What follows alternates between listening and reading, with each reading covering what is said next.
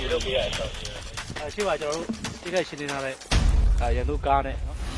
်မင်္ဂလာပါရှင်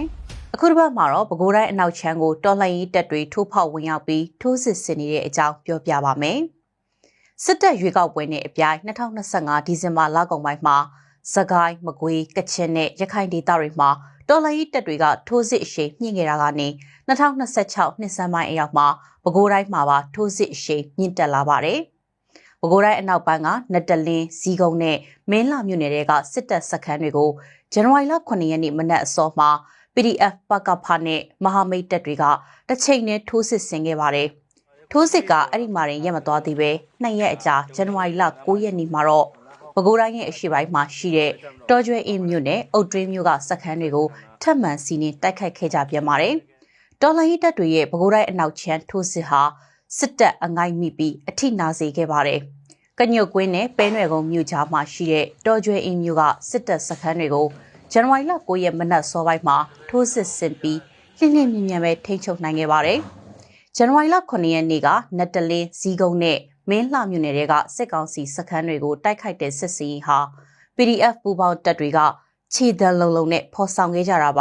။တရင်ကြိုထွက်ခြင်းလုံးဝမရှိခဲ့ပဲမနက်ဝေလီမှာလက်နက်ကြီးလက်နက်ငယ်ပစ်ခတ်တံတွေကြားတော့မှ PDF တွေကစစ်စင်ရေးဖော်ဆောင်နေမှန်းဒေသခံတွေသိကြတာပါ။နတ်တလင်းမြို့နယ်တောင်ညိုမြို့တစ်ရဲစခန်းကိုတိုက်ခိုက်တဲ့တိုက်ပွဲမှာစစ်ကောင်စီဘက်က20ထက်မနည်းသေဆုံးပြီးဒဏ်ရာရသူလည်းများခဲ့တယ်လို့ဗဟိုတိုင်းစစ်ဌာနကသတင်းထုတ်ပြန်ပါတယ်။ဇီးကုန်းမြို့နယ်ဘော်ဘင်ဆယ်မိကောက်ပင်ရွာပြူစောတိစခန်းကိုတိုက်ခိုက်တဲ့တိုက်ပွဲမှာလည်းစစ်သား9ထက်မနည်းသေဆုံးခဲ့ပါတယ်။မင်းလှမြို့နယ်ရန်ကုန်ပြည်လမ်းပေါ်ကစစ်ကွင်းတာစုံရဲစခန်းနဲ့တာစုံဖျားနီကစစ်ကောင်စီစခန်းတွေကိုတိုက်ခိုက်မှုမှာတော့စစ်ကောင်စီတပ်ဖွဲ့ဝင်10ဦးခန့်သေဆုံးပြီး10ဦးထပ်မံထိခိုက်ဒဏ်ရာရခဲ့တယ်လို့ပဲခူးတိုင်းစစ်ဌာနကသတင်းထုတ်ပြန်ခဲ့ပါတယ်။သေဆုံးသူတွေထဲမှာစစ်ကောင်စီအရာရှိပိုင်းတွေပါဝင်တယ်လို့တိုက်ပွဲဝင်ခဲ့တဲ့ PDF ရဲဘော်တအူးကပြောပါတယ်။တပြိုင်နက်စတင်ခဲ့တဲ့အထက်ပါ3မြို့နယ်စစ်စင်ရေးကိုပြည်သူ့ကာကွယ်ရေးတပ်မတော်အမှတ်2စစ်စင်ရေးနယ်မြေပဲခူးတိုင်းစစ်ဌာန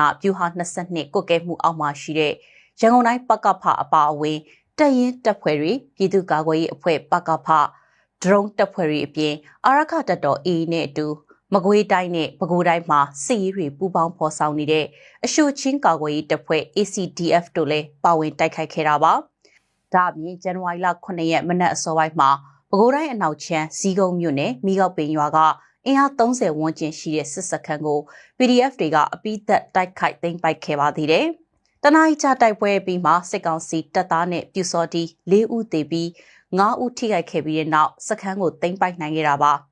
စခန်းကနေစစ်တပ်ရဲ့အတုံးဆောင်ပစ္စည်းတချို့သိမ်းဆည်းရရှိခဲ့ပြီး PDF နဲ့ပကဖရဲဘော်တွေအထိအခိုက်မရှိခဲ့ဘူးလို့အသိပေးပါတယ်ဇန်နဝါရီလ9ရက်မနက်မှာမြို့နယ်၄ခုကစစ်စခန်းတွေတိုက်ခိုက်ခံရလို့သေဆုံးဒဏ်ရာရသူများပြီးအထိနာခဲ့တဲ့စစ်တပ်ဟာစစ်ကူတွေထပ်ပို့ဖို့ကြိုးစားခဲ့ပါတယ်ဇန်နဝါရီလ9ရက်မနက်အစောပိုင်းမှာတော့တော်ကျွဲအင်းမြို့အပါအဝင်ရန်ကုန်မန္တလေးလမ်းဟောင်းပေါ်ကစစ်တပ်စခန်း14ခုကိုတော်လှန်ရေးတပ်တွေကထိုးစစ်ဆင်ချေမှုန်းခဲ့ပါတယ်။စစ်တပ်ရဲ့လေကြောင်းနဲ့လက်နက်ကြီးပစ်ခတ်မှုတွေကြားကနေပဲတော်ကျွဲအင်းမြို့ကိုထိုးစစ်ဆင်ပြီးနိုင်ပိုင်းအတွင်း PDF ပူးပေါင်းတပ်တွေကသိမ်းပိုက်ထိန်းချုပ်နိုင်ခဲ့တာပါ။တော်ကျွဲအင်းမြို့ကစစ်တပ်တပ်ဆွဲထားတဲ့နေရာတွေအားလုံးတိုက်ခိုက်ခံရခြင်းနဲ့အသိမ်းခံရပြီးနောက်ပိုင်းမှာပဲနွယ်ကုန်းမြို့ရွှေဝါကြီးဝါအခြေဆိုင်အမှတ်300ခွန်ချစ်မြင့်တရင်ခမရ300ခွန်ကလက်နက်ကြီးတွေနဲ့တိုက်ပွဲဖြစ်ပွားနေတဲ့နေရာတွေကိုတောက်လျှောက်ပစ်ကူပေးခဲ့တယ်လို့ဒေသခံတွေကပြောပါတယ်။တော်ကျွဲအင်းမြို့နဲ့ခမရ300ခွန်တို့ဟာနှစ်မိုင်ခန့်သာကွာဝေးပါတယ်။စစ်ကောင်စီတပ်ကလက်နက်ကြီးနဲ့ပစ်ခတ်ခဲ့တဲ့အပြင်လေကြောင်းကနေလည်းလာရောက်ပစ်ကူပေးခဲ့တယ်လို့သိရပါတယ်။တိုက်ပွဲစတင်ဖြစ်ပွားချိန်ကနေစစ်စင်ရေးပြီးတဲ့အချိန်ထိရထားလမ်းနဲ့ကားလမ်းတွေအားလုံးကိုဖျက်ဆီးသွားလာခွင့်ယာယီရပ်ဆိုင်းထားတယ်လို့ဒေသခံတွေကဆိုပါတယ်။စစ်ကောင်စီဝါရဖြန့်ချီရေးလူမှုကွန်ရက်စာမျက်နှာတွေမှာတော့ပဲခူးတိုင်းအတွင်း PDF တွေဖော်ဆောင်နေတဲ့တိုက်ပွဲနဲ့ပတ်သက်ပြီးစိုးရိမ်ရတဲ့အကြောင်းနဲ့စစ်ကောင်စီတပ်ဖွဲ့ဝင်တွေဟာသတင်းလက်ဦးမှုမရခဲ့သလိုစခန်းတွေအတွက်လုံခြုံမှုလည်းမရှိတော့ဘူးလို့ရေးသားနေကြပါတယ်။2025ခုနှစ်ဒီဇင်ဘာလကုန်ပိုင်းကလည်းပဲခူးတိုင်းရေတာရှည်မြို့နယ်စစ်တောင်းမြစ်အရှေ့ဘက်နဲ့အနောက်ဘက်ခြမ်းတိုက်ပွဲတွေမှာလည်းစစ်သား40ထက်မနည်းသေဆုံးခဲ့ပါသေးတယ်။ဒါအပြင်စစ်တုံးမန်းတွေဖမ်းဆီးရရှိခဲ့တယ်လို့လက်နက်ခဲယမ်းတွေရရှိတယ်လို့နေပြည်တော်တိုင်းစစ်ဌာနပြည်သူ့ကာကွယ်ရေးတပ်မတော်က ဇန်နဝါရီလ1ရက်နေ့မှာထုတ်ပြန်ခဲ့ပါတယ်။ NUG ကာကွယ်ရေးဝန်ကြီးဌာနရဲ့လမ်းညွှန်ချက်တွေအတိုင်းပြည်သူ့စစ်မဟာဗျူဟာကိုအခြေခံပြီးစစ်ကောင်စီတပ်ကိုဗပောင်းဆောင်ကနေထိုးနှက်တိုက်ခိုက်နေတဲ့အပြင်စစ်စင်ရေးအရှိန်ကိုတိုးမြင့်မယ်လို့နေပြည်တော်တိုင်းစစ်ဌာနကလည်းကြေညာထားပါတယ်။အခုစစ်စင်ရေးတွေဟာတနိုင်ငံလုံးအတိုင်းအတာနဲ့တော်လှန်ရေးတပ်ဖွဲ့တွေရဲ့ကွက်ပြေနေမဲ့ထိုးစစ်ရဲ့တစိတ်တစ်ပိုင်းဖြစ်ပါတယ်။တော်ကျွေးမြို့ကိုခေတ္တထိန်းချုပ်ခဲ့တဲ့ရန်ကုန်မန္တလေးလမ်းဟောင်းကစစ်တပ်စခန်းကိုဇန်နဝါရီလ9ရက်နေ့မနက်မှာထိုးစစ်ဆင်သိမ်းပိုက်ခဲ့တဲ့စစ်စင်ရေးကိုအောင်မြင်စစ်စင်ရေးလို့အမည်ပေးထားပါတယ်။စစ်စင်ရေးအတွင်းစစ်သား90ထက်မနည်းတေဆုံးပြီးအများအပြားဒဏ်ရာရရှိခဲ့တယ်လို့အမှတ်2စစ်စင်ရေးနယ်မြေပဲခူးတိုင်းစစ်ဌာနကဇန်နဝါရီလ9ရက်နေ့ညနေမှာကြေညာပါတယ်။တော်ကျွေးမြို့အပါအဝင်ရန်ကုန်မန္တလေးလမ်းဟောင်းကတာယာကုန်းမြို့အုတ်တွင်းမြို့နယ်ညောင်ချောက်ကျွဲဝဲကြားနဲ့စီမင်သာကျေးရွာတွေမှာရှိတဲ့စခန်း14ခုကိုတိုက်ခိုက်သိမ်းပိုက်ခဲ့တာပါ။တော်ကျွေးမြို့ကိုစိုးမိုးထိန်းချုပ်နိုင်ခဲ့ပြီးတဲ့နောက်စစ်ကော်မရှင်ရဲ့အုပ်ချုပ်ရေးရန်ရာအဆောက်အအုံတွေရွေးကောက်ပွဲကော်မရှင်ရုံးနဲ့နယ်မြေရဲစခန်းတွေကိုမီးရှို့ရှင်းလင်းခဲ့ပြီးမြို့ကိုလည်းခေတ္တထိန်းချုပ်ခဲ့ပါတယ်။ဒါအပြင်တော်ကျွေးမြို့နယ်မြေရဲစခန်းမှာစစ်တပ်ကဖမ်းဆီးချုပ်နှောင်ထားတဲ့ပြည်သူ၈ဦးကိုစစ်စစ်ပြီးတော့လွှတ်ပေးနိုင်ခဲ့တယ်လို့သိရပါတယ်။ညောင်လဲပင်မြို့နယ်ပိန်းစလုံးမြို့ကြားကရန်ကုန်မန္တလေးလမ်းဟောင်းမှာလည်းလုံခြုံရေးဆိုင်ရာစစ်ဆေးဆောင်ရွက်မှုတွေလုပ်ခဲ့တယ်လို့ဆိုပါတယ်။အဲဒီစစ်စင်ရေးတွေကိုအမှတ်2စစ်စင်ရေးနယ်မြေပဲခူးတိုင်းစစ်ဌာန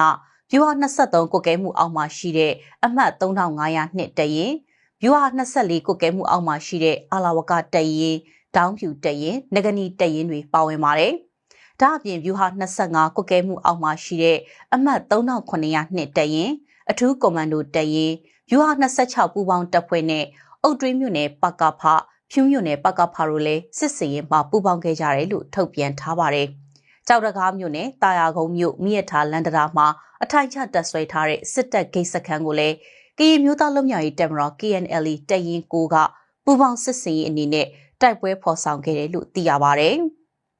စစ်တောင်းမြို့ဝန်ဒေသအောင်မြင်စစ်စင်ရေးအတွင်းတော်လှန်ရေးတပ်ဖွဲ့တွေဘက်ကရဲဘော်တချို့ထိခိုက်ဒဏ်ရာရခဲ့တယ်လို့လည်းအသိပေးထားပါတယ်။ပဲခူးတိုင်းစစ်ဌာနနယ်မြေအတွင်းစစ်စင်ရေးတွေတိုးမြင့်ဆောင်ရွက်သွားမှာဖြစ်တာကြောင့်ပြည်သူတွေအနေနဲ့စစ်စခန်းတွေအနီးဝန်းကျင်ကိုမလိုအပ်ဘဲမသွားအောင်ကြဖို့နဲ့စစ်ရေးသတိနဲ့နေထိုင်ကြဖို့ပဲခူးတိုင်းစစ်ဌာနကတိုက်တွန်းထားပါတယ်။စစ်ရေးလုံခြုံမှုကိုအဓိကထားနေပြီးဒေသခံတွေအနေနဲ့လုံခြုံရေးသတိရှိကြဖို့မင်းလာမြို့နယ်တိုက်ပွဲမှာပါဝင်ခဲ့တဲ့ PDF တအူးကပြောပါတယ်။တာယာဝတီခရိုင်တပ်ရင်း1တပ်ရင်းမှုကတော့တိုက်ပွဲတွေကဗျူဟာအလိုက်စစ်ရေးဆောင်ရွက်နေတာဖြစ်တယ်လို့ပဲခူးအနောက်ချမ်းထိုးစစ်တွေနဲ့ပတ်သက်ပြီးမှတ်ချက်ပြုထားပါတယ်ရှင်